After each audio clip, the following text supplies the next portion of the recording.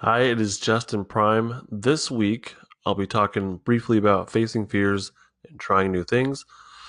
I'm also going to be taking the Artist Inventory Challenge, as I always do, where I hold myself accountable for the week.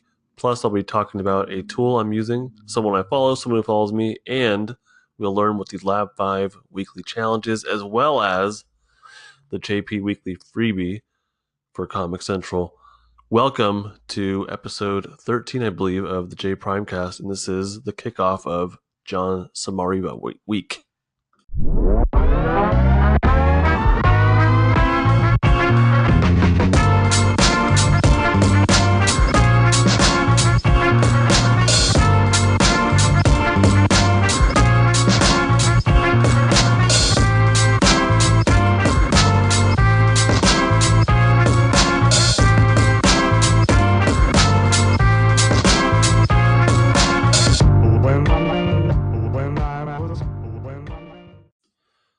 So, as I do every week, I'll be dedicating the show to the last person in my Instagram feed, and the last person in my feed is Jamie Weekan. It was almost Metcalf Illustrations, my mentee, but Jamie Weekan edged him out. He's the last person in my feed. Jamie Weekan is a photographer, it looks like, and it looks like he does a little painting as well. So thank you for being a follower and popping up on my newsfeed. He says I take pictures, I edit them, share them, and hope they make you feel something. And that's really kind of what art's about, right? He's available for collabs and contracts, and he's from Montreal. Thank you very much for being for showing up in my newsfeed, man. I appreciate that. He's very talented. Wow, that's really cool. Good stuff. So this is dedicated to you, my friend. All right. So this is John Samariva week. He is at Samariva or Samariva on Instagram. I'm sure each of you are already following him. If not, you must do that immediately. He's tremendous, tremendous artist. Extremely inspirational. He's just doing a lot of great work, and you'll be hearing a lot from him throughout the week because I have a interview that I did with him, and it was so long I got to divide it up into two segments. Wednesday and Friday, you'll be able to hear parts 1 and parts 2 respectively. It was a fantastic interview. It wasn't on me. It was like he came prepared to kind of just talk and open up, and he really did. So for him to take 2 hours of his time, like, we know how valuable that time is. So for him to give up 2 hours of his time to a small podcast with someone he doesn't know, it's incredible. I mean, he's a good guy, and he didn't hold back. He really opened up and talked about some really, really interesting things. Gave some great feedback, or not feedback, but tips for my audience. He gave me more value than I'm giving him. That's always my goal, as you guys know. So this, in my attempt to give him some more value back, this is now Samariva week. Yeah, I'm doing my best. He's a great artist. So being able to talk with him was incredible. It was a great experience. And I'll talk more about that as we go on. So, just want to talk real quick because being able to talk with John Samariva was it was great for me. It really was, I don't want to say validating. It wasn't that. I felt like I conquered something. So I was very, very nervous about asking him, and I asked a couple other people I really admire for for an interview. And it wasn't easy. I felt very uncomfortable, very, very nervous. And at first I didn't get a response from these people, so I just kind of wrote it off as it's not going to happen. But with John Samariva, obviously that did happen, and there's a couple of people I'm hoping will happen, and I'm pursuing that. But yeah, I mean, it's I faced a fear. I was very intimidated, very insecure, and honestly kind of afraid of reaching out and asking, because I don't like rejection, especially rejection from people that I admire.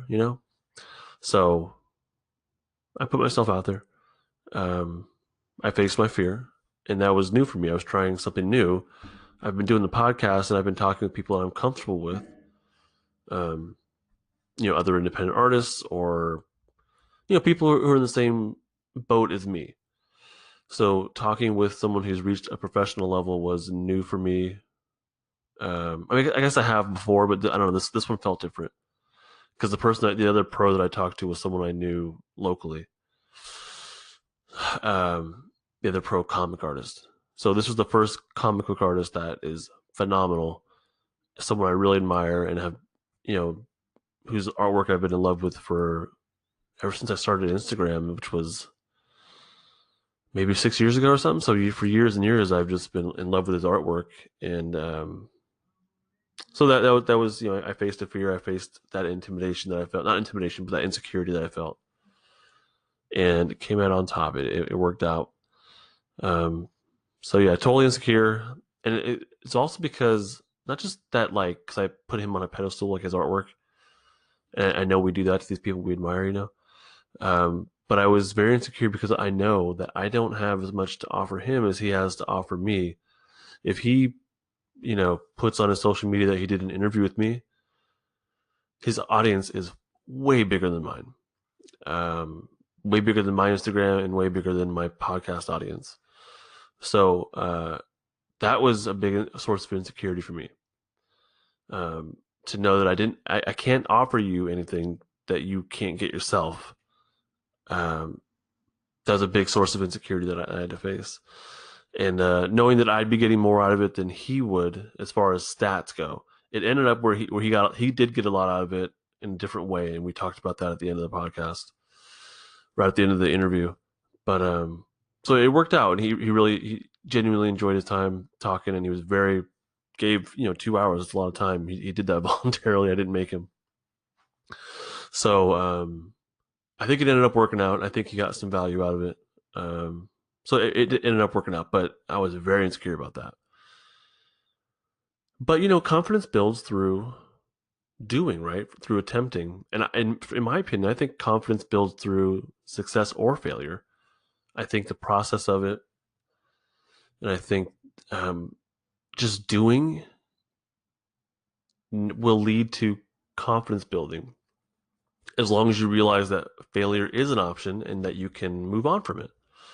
And that's what when I reached out to him and these other people, I knew that I might not get a response or I might get a no, and I wasn't okay with it, but like I knew I accepted it. I wasn't okay with it, but I accepted that might be what comes of it. Um, so it's like, I think just doing it, even if it was ultimately a failure, at least I would have been like, okay, well, I at least I got the hardest part over with. I got a no, or I got a non-response, and that's really the worst that can happen. That these people aren't going to, like, I don't know what the hell they could do to make it worse, but being rejected to me was the worst case scenario, and that's I can handle it. We can all handle that, right? So, uh, so either if I got rejected or if I got a yes, to me, either way, there was a way to come out on top. Because if I got rejected, I experienced it, and now I can move on and do it again. I can survive, or I can get a yes and then do the interview and grow the podcast and have a good experience for myself and hopefully for them. So this was and I'm glad I'm talking about it because I'm realizing it. This was a no lose situation for me. Either I got rejected and I grew from it, or I got a yes, which I did with him. So that was that was a good experience, and my confidence level definitely went up to know that I could offer someone I admire so much, that I could offer him something that he got out of it. Um, yeah. So confidence builds through success or failure, or it can. Um, so it's things are coming together. That came together. Now I just have to publish it. That came together, like that's done. But so it's intimidating. I don't know if intimidating is the right word. I just feel kind of insecure about it because it came together. I got a yes from him. We planned it out, right? But I was anxious. I was pretty anxious beforehand, and I saw myself getting in my head. I was starting to worry about what other interviews he had done and how good they were or how bad they were and what questions they had asked him. So I started off just wanting to do a little bit of research, and then I saw it within me turning into that's going to be this person did a better job than me. So I just stopped. I stopped that process altogether because I saw I was going to a negative place, and I that's not the way I work best. I work best honestly just from a blank slate. I think I would have almost been better off had I not known any about any interviews he had done before and just gone into it as a blank slate. One person talking to another person, which I did, but having those other things in my head, it did skew me a little bit. So it's just something for me to be aware of and adjust to in the future if I need to. But it wasn't a big deal. It wasn't a big deal, and I'm glad I stopped it. So yeah, confidence can grow through quote unquote failure. If you know it's coming or if you accept that it's a possibility. Oh yeah, but so now things are coming together. I was definitely anxious. I was definitely insecure about it.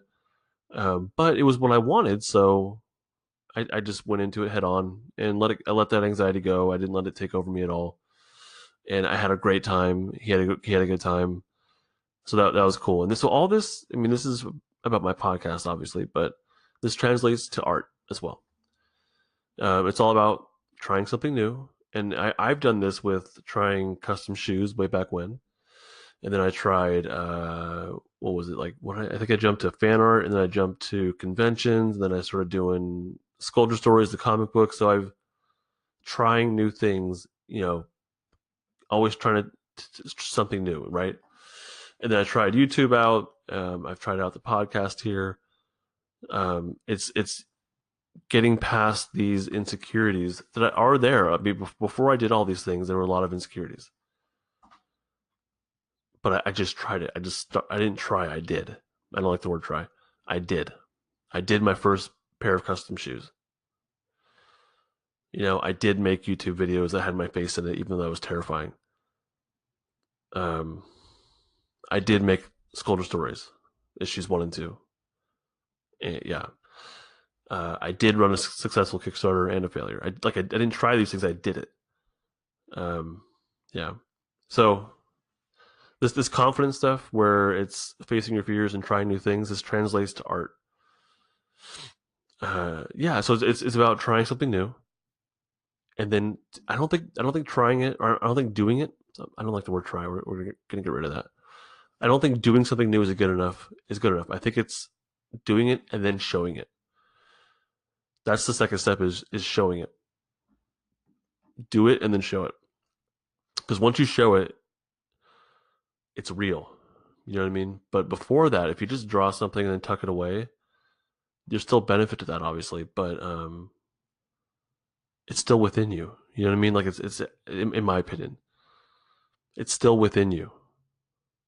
But when you show it to somebody else, now it's real. Now someone else experiences it along with you, and it's a vulnerable experience. You put yourself out there. So building confidence through trying something new. You have to do something new and then show it. I think it's a big part of it. But then the third step is to get feedback. So try something new, show it, and then tell people or ask people, what do you honestly think? And I think that is a big if you can get through that, because it is very difficult. That's a big confidence booster, and it's facing a fear, which is rejection, or harsh critiques, or someone making fun of you, or saying you suck or whatever. Like, that's definitely facing a fear. And no matter what they say, if you can face it, take it in, and grow from it, that would be the fourth thing, is growing. That's true to me. That's true confidence, is building through either success or acceptance of what was lacking, and maybe you got feedback that something sucked, and you can grow from that. That's step 4, is growing. So doing something new. Number 1, doing something new. Number 2, showing it off. Number 3, getting feedback. And number 4, growing from it. Taking it in, adapting, incorporating it into whatever you're doing, and then doing it all over again. That would be step 5, just doing it all over again. Um, I think that's where confidence comes from. At least one source. I don't know where, but I think that's like inner confidence. I think you can get confidence from people saying how awesome your artwork is, and getting nothing but positive compliments and whatnot. That's kind. I mean, that you can get confidence through that, but that trial and error, that putting yourself out there and risking rejection or being made fun of or whatever the hell you're afraid of, um, to me, that's real confidence. If you can get through that and build from those weak areas. Hopefully, that all makes sense. I kind of made that up as I went along, but hopefully, it makes sense. And I think I'm embracing that fear more and more, that insecurity. I think I'm embracing that. It's just part of the process. Yeah, it's just part of growth. Like, it's there, and it can be dealt with, and you can grow from it. I don't know. So those are my thoughts for the topic of the week. There, my major goals. By the way, we're moving on to the artist inventory challenge. My major goals are mentorship and community building. My mentorship with Brendan. Oh man, we have a talk, I think, in June. Oh man, his convention's coming up. Oh boy, that's all. This has been building up to his first convention. I think it's coming up in July. I think so. All right, so yeah, mentorship is a big goal of mine. I want to, after my time is done with Brendan, I would like to start talking with someone else if I can be of help. And the other big goal I have right now is community building. I'm thinking right now, do I want to add Astro Pig as a major goal, getting that published? I don't know if that's a major goal. That's a goal. I don't know if it's a major, bigger, like, umbrella goal. And I don't know if I even want that right now. But well, I'm not there yet with Astro Pig. I'm not there yet, so I'm letting that go. So artist inventory challenge. My projects are Astro Pig. And I'm going to stop calling it book 1 or story 1 or whatever. It's just Astro Pig, because I don't want this to be bigger than one issue or one book. So I'm working on Astro Pig. It's not Astro Pig book 1. It's Astro Pig. Period. That's it. Um, so my project, just so I want to like mentally keep this contained to one story. With Scolder stories, they got way out of control mentally. With Astro Pig, I want to confine this to one book for now. I have to worry about now. That's it. That's all. I can't go beyond that right now mentally. And the other big project for me is community building. I'm doing this through the Discord community, through the podcast, through social media, blah, blah, blah. All right. The obstacles for AstroPig this week, there weren't any. I can't think of, actually, for community building also, I don't see any obstacles. Like, I thought about it. I don't know what obstacles there were. I could always use more time, obviously, but I can't count career and family as obstacles. Those don't count as obstacles to me. If it weren't for the career, I don't think I'd be working on AstroPig. I'd probably be doing, I don't know what I'd be doing, but the fact that I have a good career allows me to mess around with art and draw pigs in space outfits. Not outfits and not pigs, one pig and one space outfit. So that's not an obstacle. That allows me the luxury of doing whatever I want artistically. It's not an obstacle. Of course, I could always use more time, but I'm doing pretty good. I have the podcast and I have the book. Those are my projects. I haven't, and then I have the new one also, Killer Wolf, but that's not a time suck at all. Yeah, hopefully you guys will be hearing more about Killer Wolf pretty soon. I don't want to say too much before it, kind of goes live or whatever. Excuse me. But I did share the scripts with the Discord community for Killer Wolf, and I think there's some good feedback there. Actually, I know there was. I'm not going to say more about that, but there's been some interest in Killer Wolf in the Discord community. Excuse me, sorry. But other than that, like, no obstacles really. My son was sick on Thursday and Friday, so I called in sick to work, and he was just kind of laying around all day watching Blue's Clues. So I got to do some artwork while he was laying on me and watching Blue's Clues. So I was actually more productive than usual. So yeah, no obstacles this week. Things went pretty smoothly overall, and I took a week, actually more than a week. Besides last Sunday, I took more than a week off of podcasting to spend a little bit more time with my wife.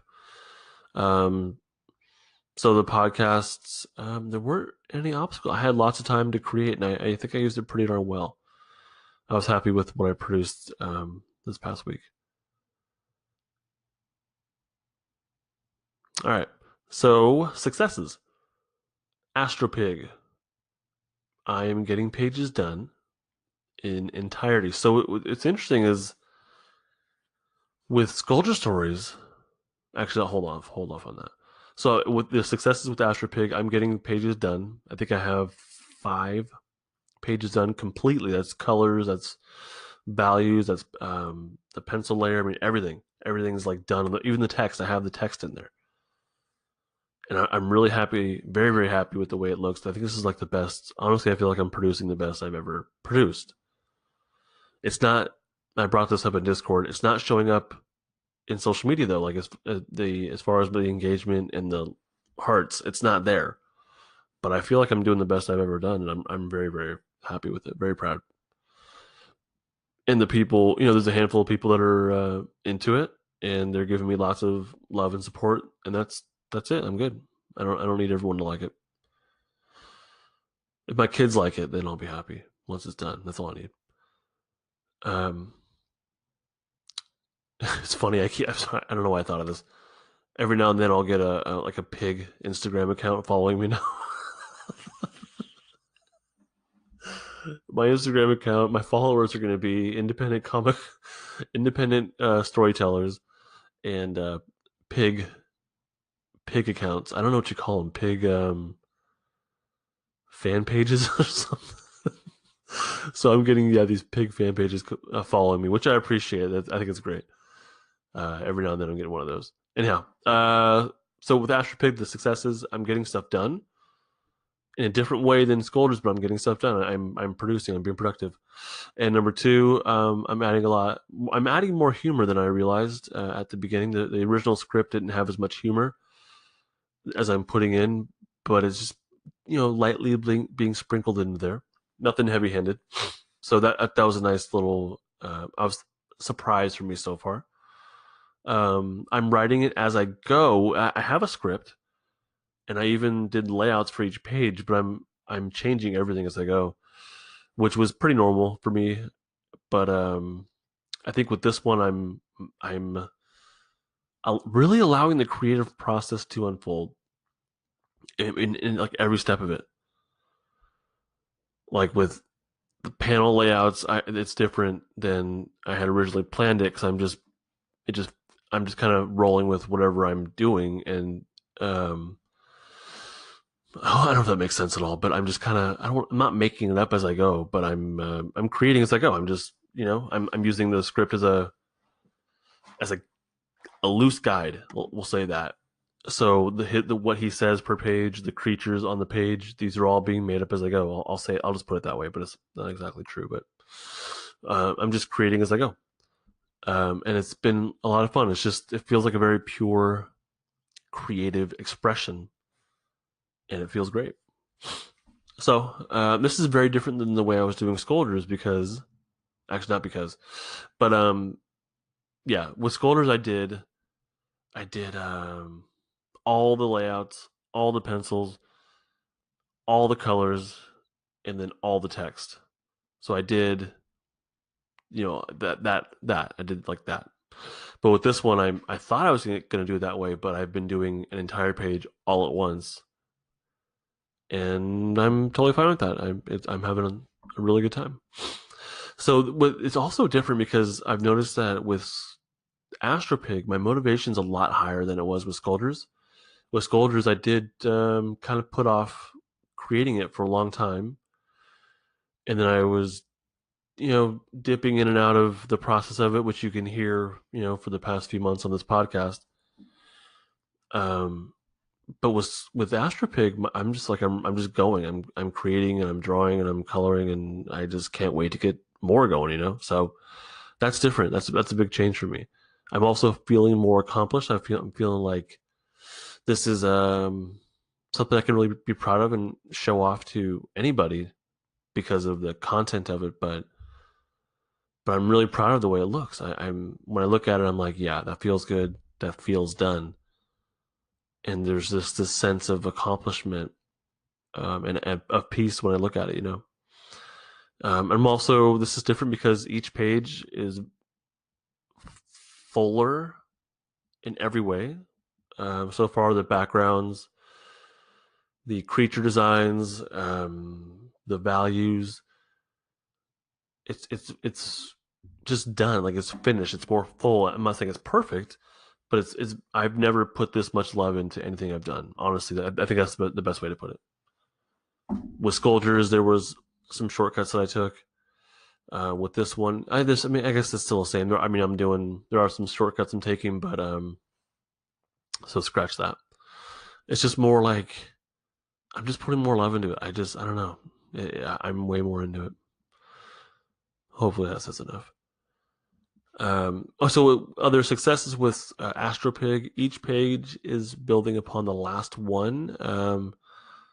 I'm finding that I'm adding little story elements besides the written story elements. So like the background is changing little by little as time passes, as day to day.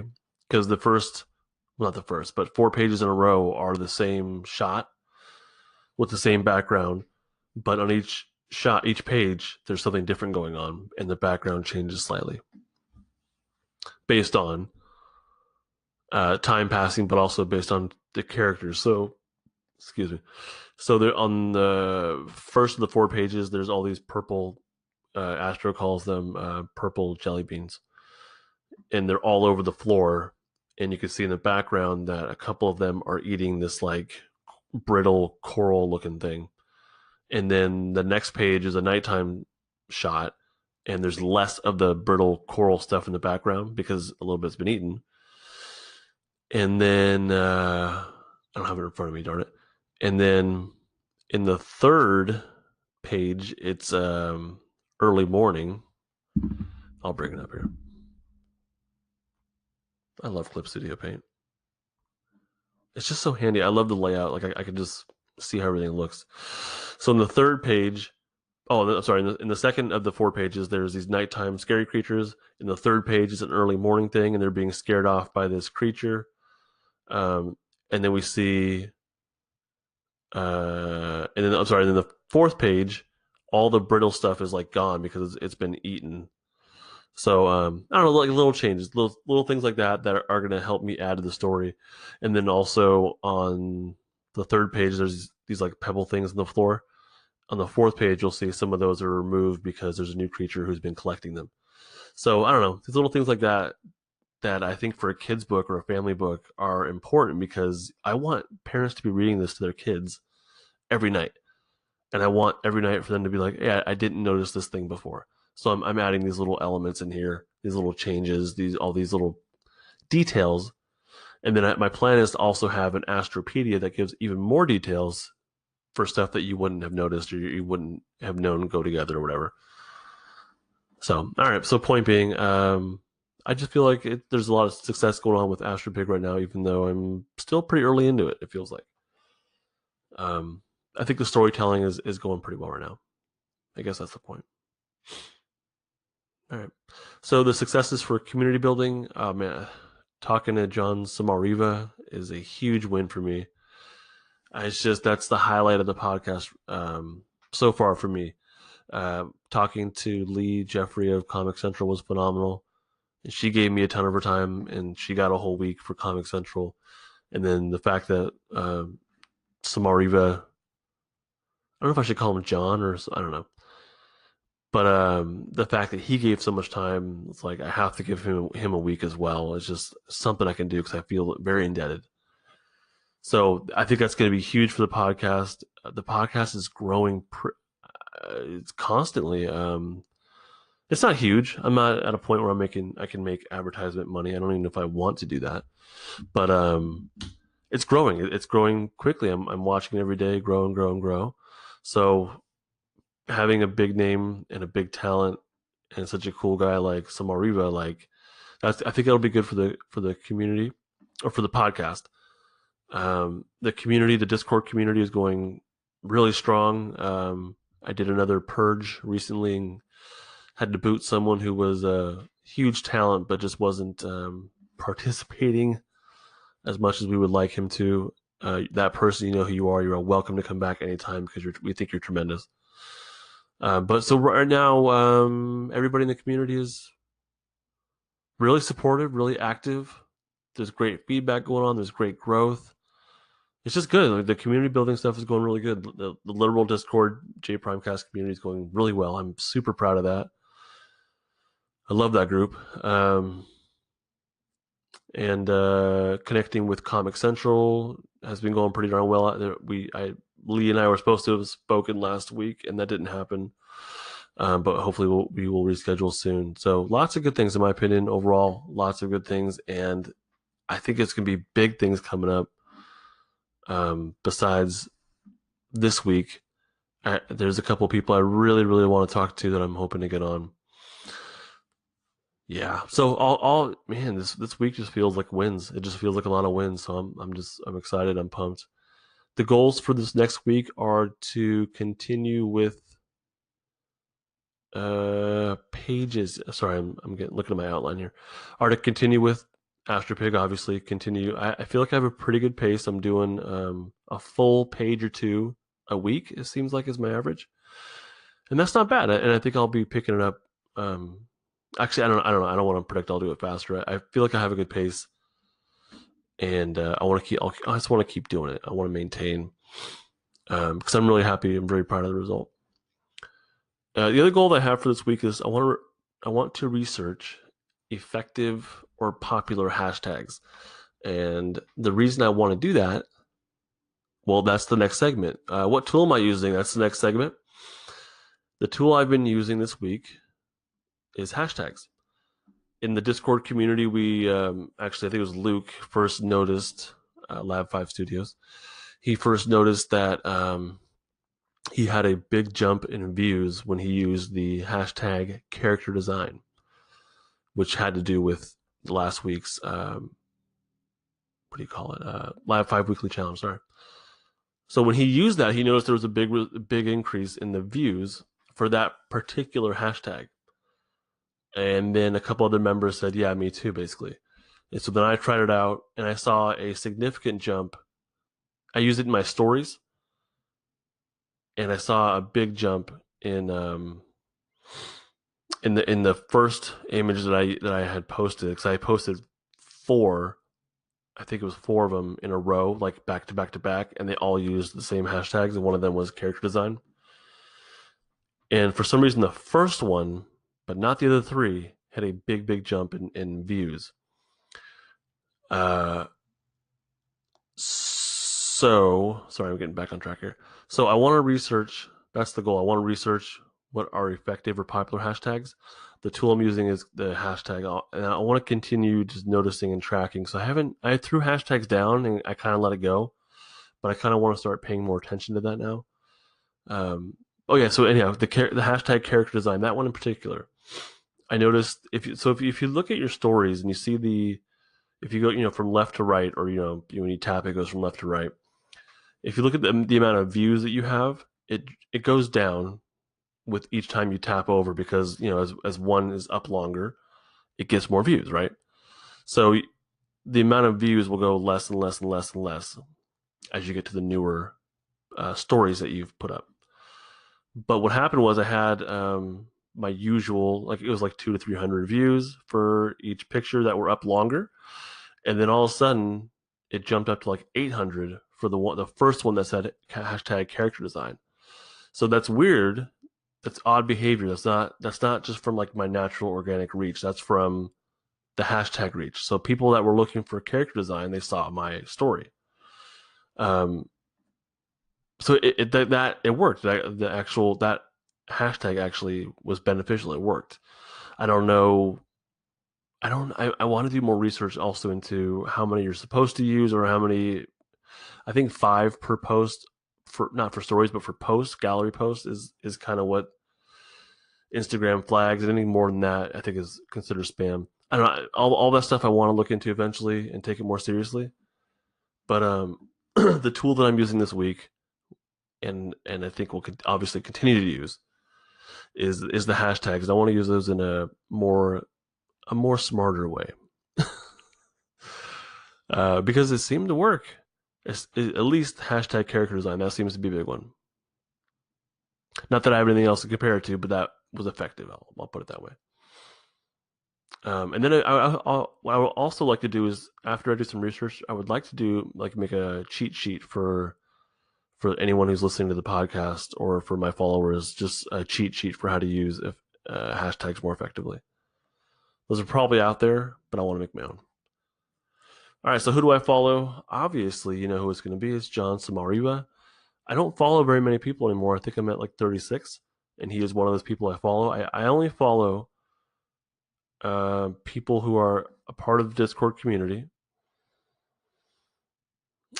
or people I've interviewed, or who have contributed to the podcast. So, John Samariva, he has been on the podcast. He is now someone that I follow. He's a friend of the J Prime. He's a Jprimecast pal, is what he is. So he did the interview with me. He's a cool. I mean, he's a good guy. He's a cool guy. He's a good guy. He brought. I didn't think he would be so open and honest and transparent, and he was just phenomenal. He talked in detail about every question I had for him. For myself, and the Discord community also submitted some questions that they wanted to know, and he tackled everything without hesitation. And he was very, very specific as far as with questions about how much he charges for commissions. He answered those in specific dollar amounts, and he answered why he charges those amounts. He was open about perceived failures, I would say, or things he did to get to where he's at and that he could have done better. He really he took his own stock. I mean, he took his own inventory, is what it is. He definitely took his artistic inventory and was very open. It was just very inspiring. So he's a good guy, phenomenal artist, obviously, and now a great friend of the Jprimecast, at least on my end of things. And he gave like 2 hours, like 2 solid hours of his time. I know how valuable that is. So I follow John Samariva. Please do the same if you're not. I'm sure you are, but if not, get on it right away. Oh, and do me a favor, like let him know that you heard about him through here, or once the interview drops, let him know that you heard it and that like it made an impact on you, please, because I want him to know that his 2 hours that he spent with me didn't go nowhere. I want him to know that people heard it and that it had an impact, because I know it will. So please, please, please, when you hear that, if something sticks out to you, or if you admire him about something, or there's a good idea or a good tip, like DM him and say, hey, thank you for that. Like, please just do me a favor, because I want him to know that, just like I said, I want him to know that his time went and directly contributed to someone else's betterment. So please, please, please do that. All right, who's following me? This is kind of fun. This is just from today. I got a new follower. This person's name, I'm assuming, is a dude. I'm not sure, but it's Lunatic Yesterday. It's at Lunatic Yesterday. I'm gonna look up our little DM conversation here. So I'll say he started following me today. There's a picture of is it a him? I can't tell. I don't know. There's a picture of somebody doing a wheelie. I don't know if it's a him or her. Who cares? So this person started following me today, and as I always do, I DM'd them immediately and said, "Hey, thank you for the follow. I appreciate that," or whatever I said. Oh, I have it right in front of me. Yeah, I said, "Hi, thank you for the follow." 3 exclamation marks. And this person got back to me and said, "Hi, you are so talented. I'm from Russia.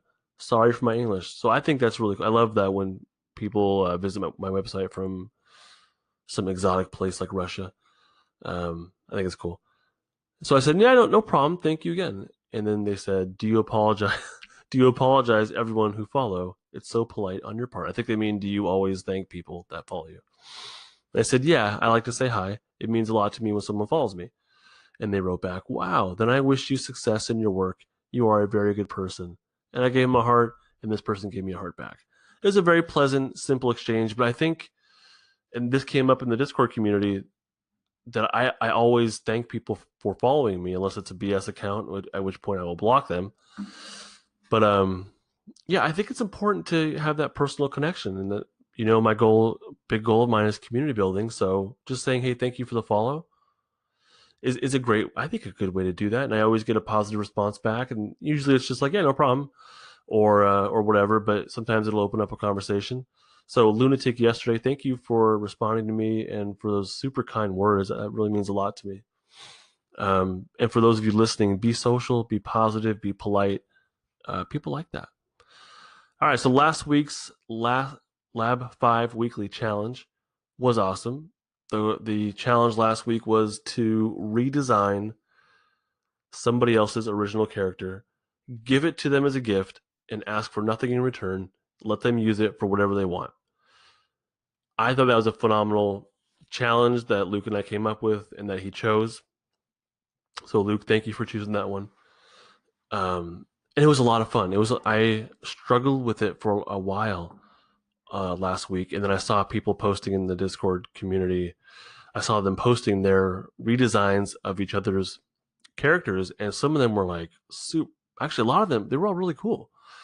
Luke like went off. He redesigned he redesigned Astro Pig as like this realistic version. It's crazy. And then he did I think it's Jack Lenihan's art. Jack Lenihan art. He redesigned his character Ilum, and it was just like out of this world, crazy, something you wouldn't expect. It was super cool. So there's a lot of love being passed around in the Discord community, and no one was asking for anything in return. It was just like, hey, here you go. I love that positivity, that giving, and we get so possessive over our stuff, our characters or whatever. Like, I think we need to relax and just give. And you'll see me doing that. I'm donating an entire character, an entire script, an entire story to. I'm hoping Comic Central, but I got to talk to Lee about that first. So I'm hoping they'll host it. But I'm ready to like give you guys a whole new character and script and let you do whatever the hell you want with it. Make money off it. I don't care. So anyhow, yeah, last week's challenge was super fun, and I saw people producing, and I'm like, dang, I can't think of anything. I don't know what to do. And so I looked through everyone's original characters, and I picked by_Jason Ryan, because his designs are really cool. It was interesting. His design sense appeals to me, and I didn't feel like I could improve upon it. So what I did was, rather than looking at his character, his main character, this like 14-year-old boy, rather than looking at it and then trying to improve it, I wrote to him and I said, hey, tell me more about your character and the story. And he told me a lot that he hasn't told anybody else. Thank you, Jason. So he told me all this stuff. And so rather than going off the character as it looked, I went off of the story and the character like bio. And that's where I came up with the look of my redesign, because his original design was pretty neat. There was nothing wrong with it. But I knew that I couldn't get that out of my head, so I blocked it out of my head and then went based off of the description rather than the visual. And that I learned something about myself, and that was very helpful. Where are we at? So I'm hoping, I'm hoping to see by Jason Ryan's what he uses or doesn't use. It sounds like he wants to use a good chunk of what I gave him. I can't wait to see him use it, and hopefully he'll make a ton of money off of it. Lab 5 weekly challenge this week. Let's hear it. What's up, Jprimecast listeners? It's Luke here with a weekly challenge again. This week, I'm proposing we do an original villain design challenge. We spent a fair bit of time on heroes and main characters, but we haven't got any villains to go with them. So draw a villain, maybe give it a little bit of a bio, put it up on socials. If you don't have a villain, feel free to borrow one from someone else and give them a bit of love. That's it. See ya. Luke, that is a very cool idea. I definitely accept that one. I'm already thinking like, what do I want to do? Like a monstrous kind of like demony kind of thing, or like a tiny little evil thing that's like pure hate, or has no emotion whatsoever and thinks about murder all day. I don't know. There's a lot of ways. I also like the idea of doing someone else's character and like redesigning them. A lot of ways we can go with this. Great idea, Luke. Thank you very much. Challenge accepted. All right, the JP weekly freebie. Each week I do a pick from comiccentral.com. Sorry for hitting the mic there. I get to so I recommend you go to comiccentral.com and check out their free section. You can find Scolder stories there, by the way. I believe you can also find something from Luke. Yeah, I think the issue one of his book is there of Dead Ronin. I'm trying to think if anyone else has something there. I don't think so. All right, but yeah, I mean, there's other freebies there, but I'm trying to think of people from the community. So yeah, go there. You get to see something new each time. There seems to be something new, right? There, you get to see new.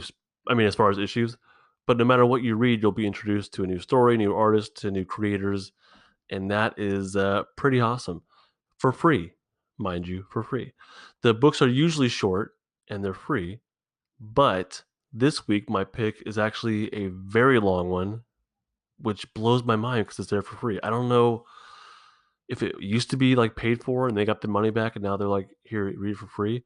But this thing's like 150 pages, 150, or like I think it's like 156, 156.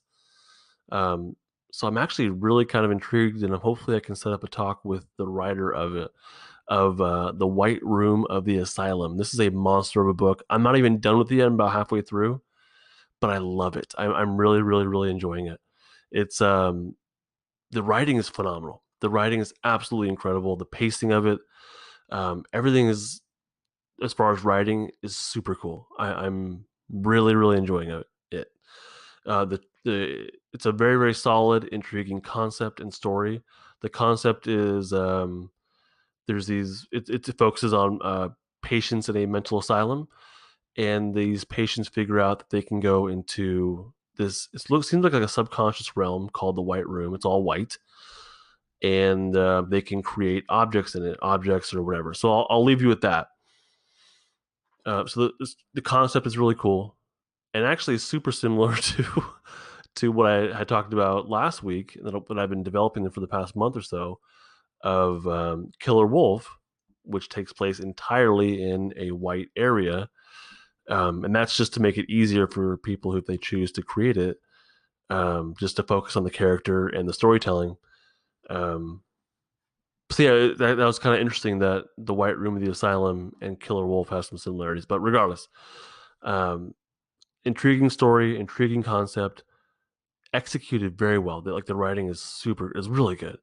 The characters are solid. They're very interesting characters. And what's really cool is one writer but multiple artists. So each chapter has its own artist so far, and the book lists six artists, and the writer is Luke Melia. Hopefully, I pronounced that right, Luke. Luke Melia. I don't know, but it's Luke. Another Luke, not our Luke. I would love to talk with you, Luke. I'm really curious about how you set that up, if you set that up, or if there was somebody else. I think it's a really, really neat project, kind of like structure to have one writer and multiple artists. I know it's been done before, but you're killing it, man. It's a great book, so hopefully I can learn more about that. That is the episode. That's episode 13. If you're still listening, you know what? You guys know about the community by now. If you want in, let me know. I'll leave it at that. If not, we're killing it over there. I'm super happy with the community the way it is. If you want in, cool. If not, that's fine too. I'm not going to beg you guys. Thank you very much for listening. That wraps up episode 13. Please come back for the rest of Samariva week.